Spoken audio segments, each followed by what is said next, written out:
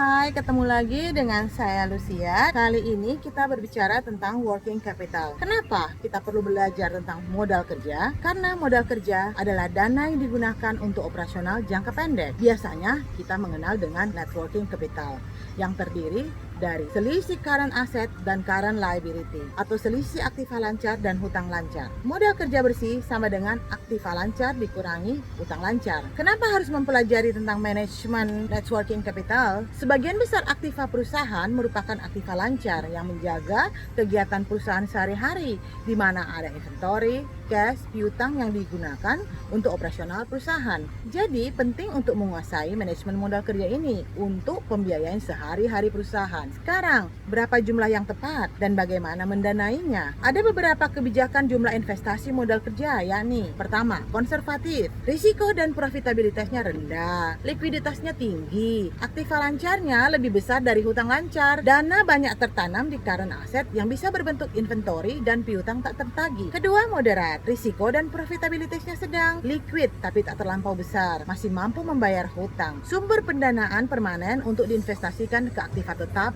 dan aktiva lancar yang permanen. Ketiga adalah agresif, risiko dan profitabilitasnya tinggi, likuiditasnya rendah, tidak ada dana nganggur, jumlah aktiva lancar dan hutang lancar hampir sama. Implikasinya dari kebijakan modal kerja adalah di likuiditas dan profitabilitas. Likuiditasnya tinggi, profitnya rendah. Bagaimana menjaga likuiditas perusahaan tersebut? Tergantung bagaimana kebijakan perusahaan tersebut, bagaimana pengaturannya supaya tidak terlampau besar modal kerjanya.